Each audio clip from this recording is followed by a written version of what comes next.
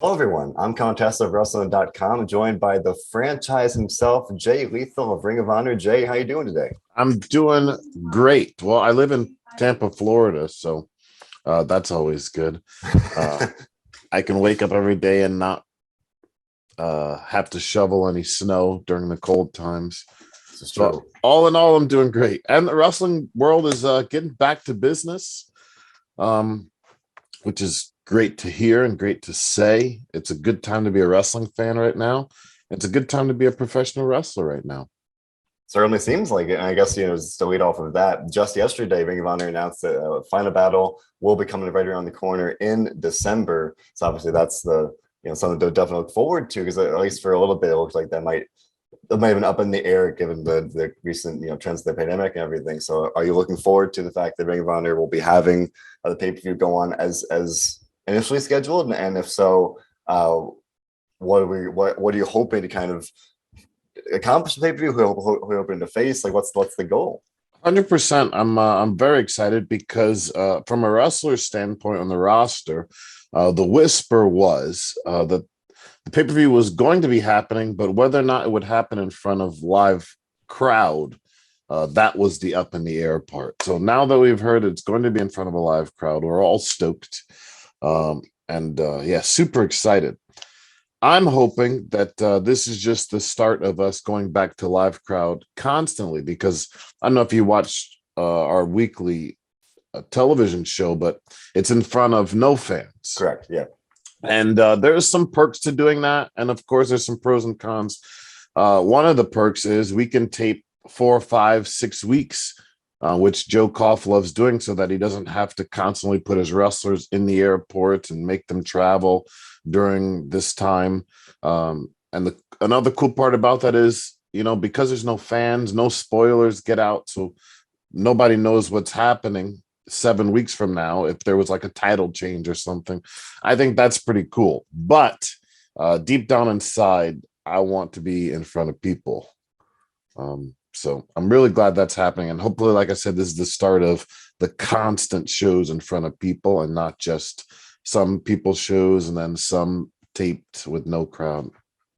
I mean, as a fan, definitely, I understand that, where for over a year, entirely no fans. Yeah, pay-per-views without fans, the TV show without fans, and then with Best of the World, fans come back. Then you had Glory by Honor and also Death Force Honor. But then, as you said, at least some rumblings that might be changing with, again, the pandemic bringing up a little bit, at least in some cases. But on the news that the show will be going on, definitely very exciting.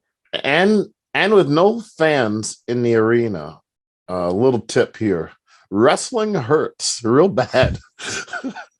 Without the fans, really give you this boost of adrenaline, and it's like a drug like no other. This adrenaline, you feel no pain, you can go forever.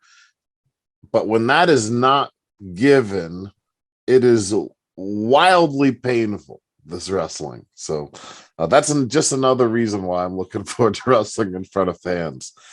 I hear that like all the time, and it's crazy to imagine that it's that distinct of a difference. But I can imagine, yeah, it's like this adrenaline, and you feel kind of unstoppable when you're out there flying all over the place and you're getting slammed and everything, and then you take that away, and suddenly you feel the impact at least a little bit more. So, well, at least for now, back in the you mentioned those tapings without the fans for now.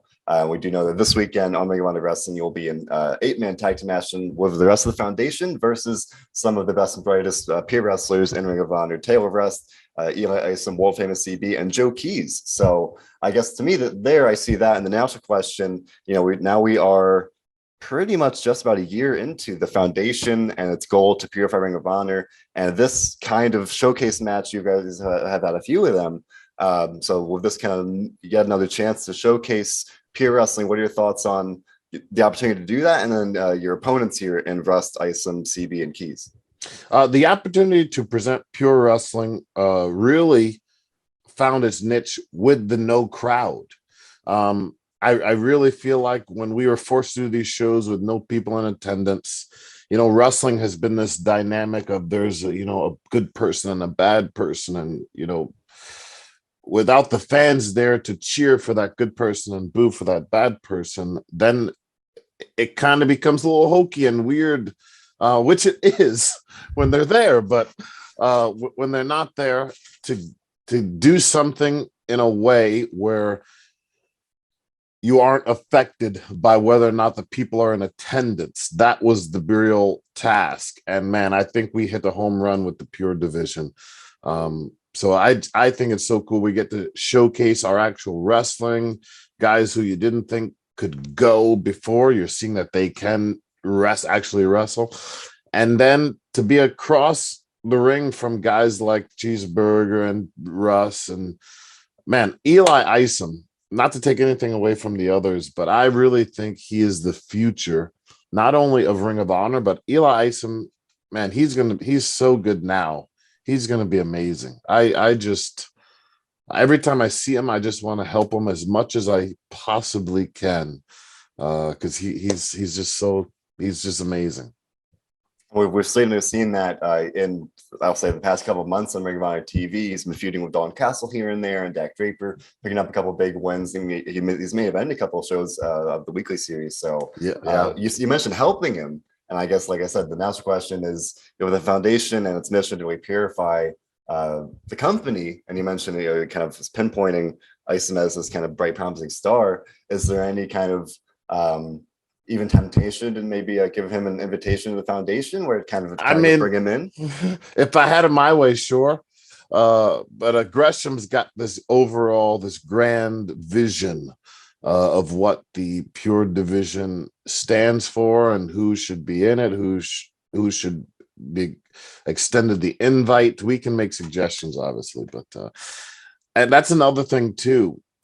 This pure division has really, I mean, I've known for years how great, and even when I say great, I don't feel that does it justice, but I've known for years how great of a wrestler Jonathan Gresham is.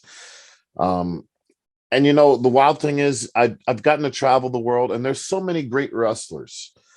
The problem is, not all of them are giving the opportunity to show the world that they're great wrestlers. That's the kind of, that's the crappy part about the wrestling business. There's so many people you've never heard of who are great wrestlers. They just are missing the opportunity to prove it to the world. And Jonathan Gresham, I can't tell you how much this pandemic, in my eyes, was a positive for him. The world got to notice and take notice and witness how great of a wrestler Jonathan Gresham is. And I couldn't be more proud of Jonathan Gresham and what he brings to the table, and the fact that people are getting and have gotten to see that he can, man. So now when the people come back, I'm really excited of how they'll take to Jonathan Gresham, because he's amazing, man. He just, I've known for years, a lot of the guys on the roster have known, but because of the pandemic and the pure division coming back, and now they've gotten to see it. And that's the goal. That was the goal in his vision of the foundation, giving the people who can actually wrestle a chance to prove it. Guys like Rhett Titus. And, my heart goes out to Rhett Titus, because he's so good in the ring, but I don't feel like throughout the years, he has gotten that chance to show the world. I mean, it's weird to say that, knowing that he was tag team champions at one point and he's always been there, but never once did people get to stop and go, wow, man, Rhett Titus, he can really go. And I really feel like this got to do that. And it's the goal of the foundation, to give those people a chance. And I think it's certainly working. I've literally thought that about Rhett Titus in some of these matches here, where where he hasn't had the opportunity in the past, but now it's out there in some of these really high profile matches, and you're like, wow, no, this guy can go. And to me, I mean, I even before the foundation, I was a big fan of Tracy Williams, so then putting him in the spotlight here, that guy can go as well. And you mentioned Jonathan Gresham, I think more than anybody, maybe as you kind of put it yourself, really benefiting from that the no fans atmosphere, really focusing on the really pure traditional wrestling, and all pretty much just over the past couple months, especially people really starting to notice that as well. And you mentioned now by getting the chance to prove that, it looks like he'll really get the chance to do that in Ring of Honor, especially by entering the world title division. So maybe kind of evolving this purpose of purifying the company, now chasing the world title, which you once held. You know, are you looking forward to seeing Gresham maybe let alone chase the ring there, but you know, maybe especially reaching the mountaintop there? 100%. I couldn't be, like I said, I couldn't be more proud. Also, speaking of Tracy Williams, what a guy. I don't feel like, see, with Tracy, I feel like his presence in the foundation helped elevate the foundation. I feel like Rhett's role in the foundation helped elevate Rhett. And that's a kudos to Tracy, because I think Tracy is amazing, but I think he more so helped elevate the foundation than the foundation elevating him. And Gresham, man, I can only cross my fingers and hope that, because I know how much it would mean to him, and he has worked so hard.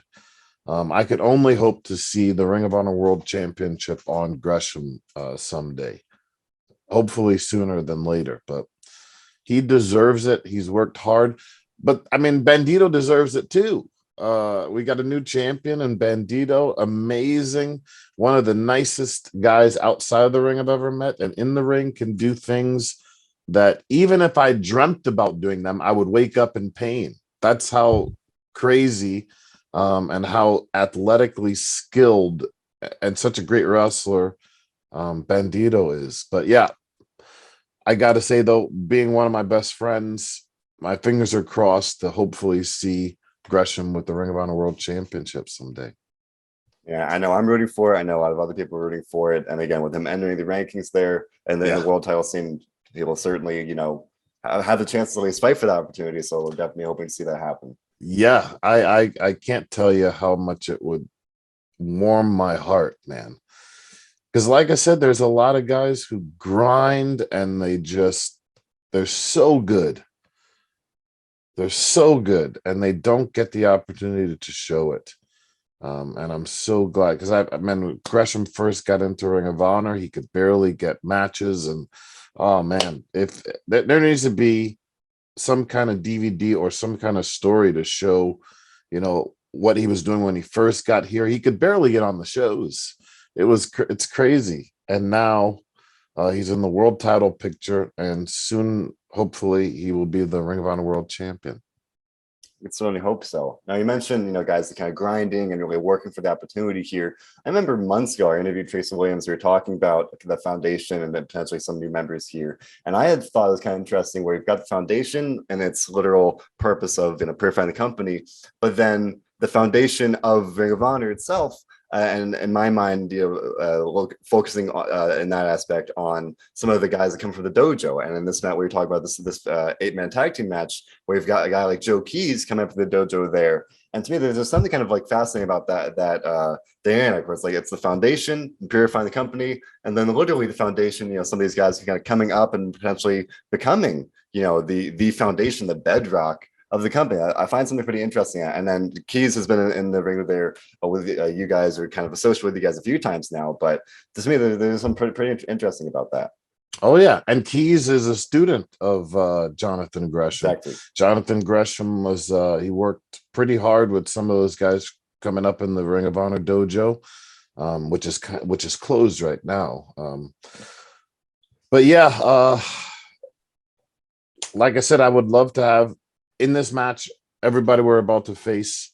I would love it if they were all in the foundation, because like I said, the foundation it's just supplying that chance for them to show the world what they can do, and they can all go. I mean, look how long Cheeseburgers lasted, and you don't last this long if you can't go and if you can't deliver, and people love them. And man, yeah, I want everybody to be in the foundation.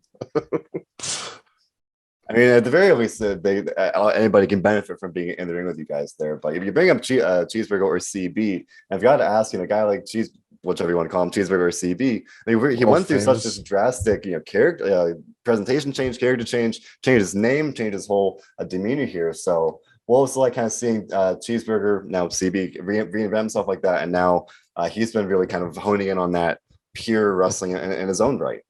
I would say it's definitely been interesting watching the progression of world famous CB.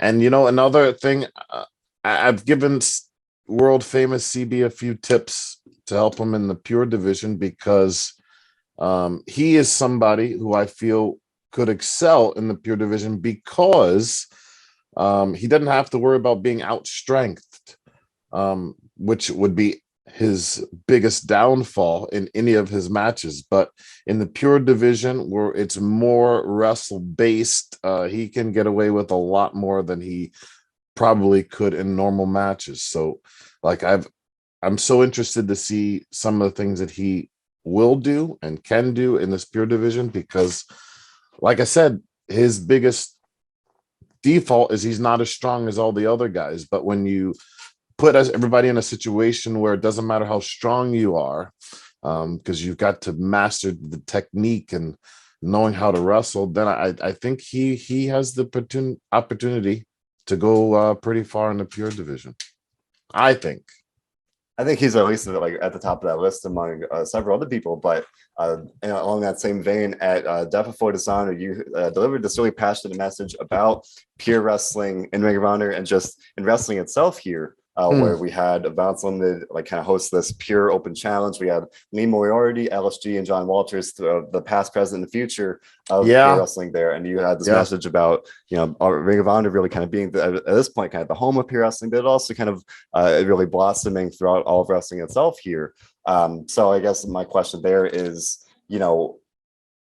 I guess because Gresham himself has said that Ring of Honor has really become synonymous with pure wrestling. So how do you think it really? I guess two-part question: do you agree with that idea, and also where do you see kind of pure wrestling in the modern wrestling landscape in that sense? I do agree with that statement. I definitely think that there is whatever type of wrestling you like, it is out there somewhere. If you like pure wrestling, an actual seeing guys go, and it's that competitive based, a lot of some of the matches will be more mat based too, but if you like that style, it's definitely here in Ring of Honor. If you like more character style of wrestling, Impact Wrestling is definitely the way to go. If you like the newer stuff, the high flying, the in your face, AEW is definitely the way to go. Like wherever you want, whatever flavor you want, whatever type of wrestling you're in the mood for, it's out there. You just gotta go find it. And if you like pure wrestling, then Ring of Honor is where that is. I love the fact that you got to figure out what kind of wrestling you like and then go find that programming. I find something so cool about that. I like that that idea and that description. But at the same time, I think Ring of Honor and some of these other companies as well, but to me, I definitely noticed that in Ring of Honor, it's definitely got this kind of not pardon the pun, but this foundation of the pure wrestling. But also, you've got characters. You've got a guy like Danhausen. You've got any number of other guys that do bring the personality. Dalton Castle, and also then you got some high flying. You got Bandito. It's we the sprinkled of the buffet. Yeah, we sprinkled that in to try and appease everybody. But our product is mainly focused and centered around pure wrestling. Even before the foundation became a thing, it was still kind of geared towards that wrestle-based company. And now the pure division and the foundation has really kind of narrowed that in and focused it on it. But we don't go, we do have like a PCO and a Danhausen, but like if you watch Impact Wrestling from top to bottom, you get characters and really cool characters too. I mean, there's some place for everybody. But yeah, like you said, we do have kind of everything on our roster, but mainly the main focus is on the actual wrestling and this pure division. And I think it's working very well to kind of lean on that identity, I do because too. yeah, I because do people too. like it, people respond to it, and it's what you're known for. You kind of stick with what got you to the dance, and people respond to that. So, with that being said, here one thing I wanted to circle back to, you mentioned the fans coming back, the fans not being there as well. Yeah. With the pandemic really kind of helping in a way elevate the pure wrestling there by having the no fans atmosphere. One thing I've noticed is that when the fans come back, there is a different dynamic there where it's like it's so easy to kind of I guess as a wrestler to wrestle that style without the fans, and then as a fan you watch it and you kind of lean into that, like this no fans. It's almost like this gladiator arena like atmosphere, and the fans come back and it's more the traditional, Yes. as we understand of wrestling. And I remember, I think it was Steph Fortuson or Gresham defended the pure title against Josh Woods, and I felt like some of the fans like were kind of fighting back against a little bit because they didn't necessarily respond to that style live versus when it's without the fans. It's a different animal in a way. That at least kind of as a fan watching it kind of comes across differently. Is that fair in saying? It is. It is. And here's the thing.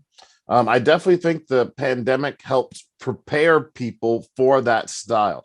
If there was no pandemic and we just brought the pure division back, I don't know how the fans would have taken to it. So the pandemic and them being at home and watching definitely helped gear them towards it. So that's the first part. Second part, the fans' reaction to Jonathan Gresham and Josh Woods, I feel, had a big part to do with where we were. That Philadelphia crowd, when you put them in the ECW arena, and this is no fault of their own, and even I'm guilty of it, we want blood and we want violence. And Right. when Matt Taven and Vinny had that cage match at the end, people loved it.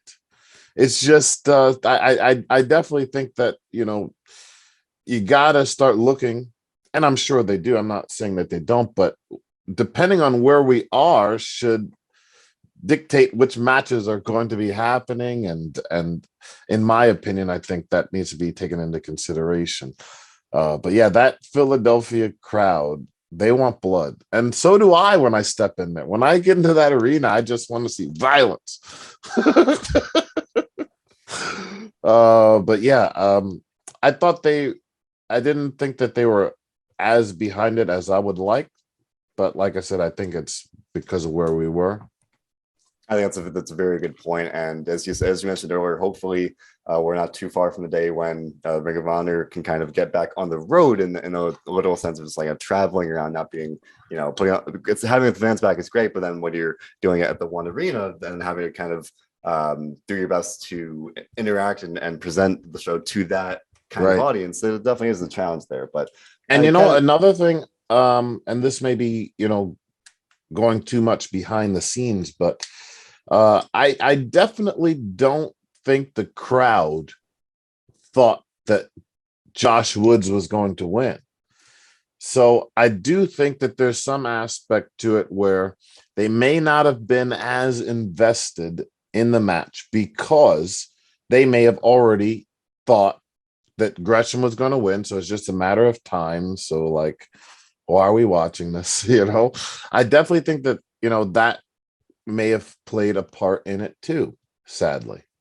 I think there's a lot of truth in that, where as good as Josh Wood says, we've seen him kind of really grow in these past months here. And we'd like to see him grow more, right? Exactly. But you bring it up, so I do want to ask, with Josh Woods defeating Jonathan Gresham there, bringing the end to Gresham's really incredible pure championship reign. Again, another two-part question. What are your thoughts on Woods winning the pure championship, despite not being in the foundation, or at least back then he wasn't in the foundation. It seemed like Gresham invited him to join shortly thereafter. But thoughts on Woods winning, and then kind of maybe hindsight look back at Gresham's incredible reign.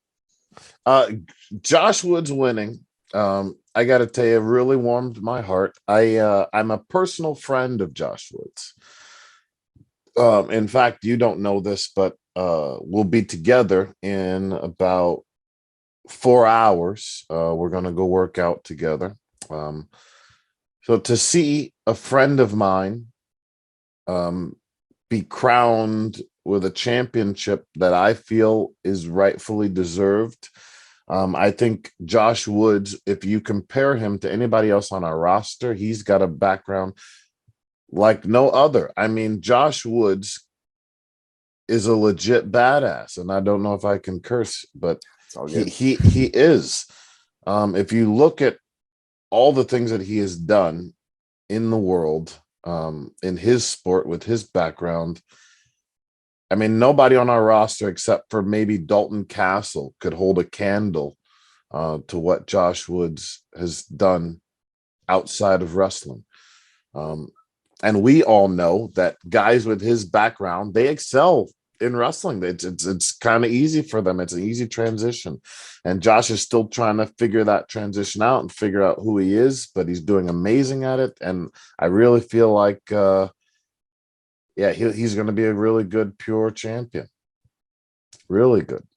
And then obviously beating a guy like Gresham on your crowning moment as the champion, definitely a good way to get started there. Oh yeah. And Gresham didn't extend the invite, so I mean, we'll see what happens with that.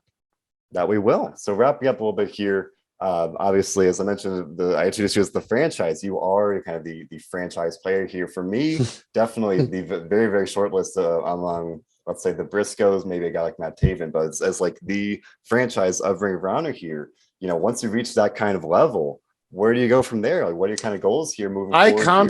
I constantly ask myself that every day. Where do I go from here?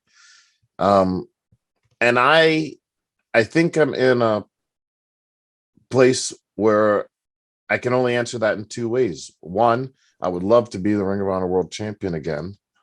And two, I just want to help as many people as possible. I enjoy helping guys like Eli Isom or anybody who comes to me and with any questions that they think that I could help them with. Oh man, I love that. So, I mean, there are only two things I can see myself doing when I ask what is left. Another Ring of Honor World Championship and helping as many people as I can along the way. And like you said, helping guys like Iceland and brave others definitely as a way to do that. But also, I guess in a similar question, with such an impressive career, looking back on it, with an incredible world title reign of your own. Oh man, like if I died tomorrow, I'd be a happy man. I don't have a single negative outlook, or like I didn't get to do this, or I didn't get to do that, or I wish I did this, or I wish I did that. Looking back on my career, if it had to be over tomorrow, I'd be extremely proud. No, I wouldn't have a single doubt in my mind that I lived my best life in professional wrestling. Not a regret in the world. I can't think of a possibly better way to end it there. So, Jay Lethal, we'll see you this weekend on Ring of Honor Wrestling and that MMA tag team match. The franchise himself here. Jay, do you have anything you want to plug? Your socials, anything like that? Sure. Okay. My Instagram, which I use the most, is at the Lethal J, TheLethaljay. In fact, everything I have is the Lethal J. I have a website, thelethaljay.com. My Twitter is the Lethal J. Everything is a Lethal J. And I actually turned everything into Lethal J once Chris Candido passed away. Chris Candido, I remember I walked into a USA Pro show in New York City. I was booked on the show. I walked into the locker room with my bag, and he was the only one in the locker room at the time. And I had never met him before. And when I walked in, he turned around to see who came in, and he saw it was me, and he goes, it's the Lethal J. And I was like, oh my God, he knows who I am. I had never met him before. And so every time I would see him, he would go, the Lethal J. So then when he passed away, I turned everything that I had into the Lethal J. That's awesome, man. Well, I thank you so much for your time today. I appreciate it. Good luck this weekend and moving forward here, Ring of Honor. And again, thank you so much. Thank you. Thanks for having me.